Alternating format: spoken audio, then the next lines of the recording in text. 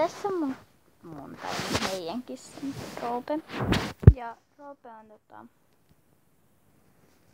kohta 14. Joko tää näkyy tämmösen? Roope on siis kohta 14 ja muuten mä kuvaan puhelimella ja mulla on salama, joten älkää ihmetelkö, jos mulla on vähän parempi valaistus, mutta joo. Niin Roope on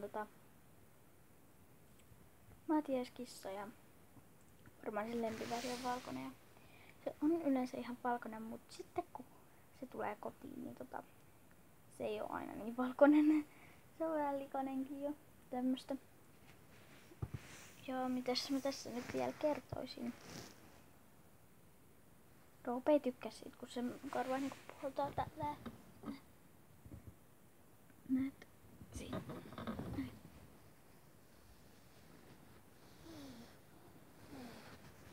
Moi, Pylä.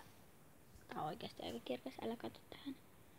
Mutta siinä minun kissani, meidän kissa. Mitäs mä tässä enää kerron? Peitäksesi?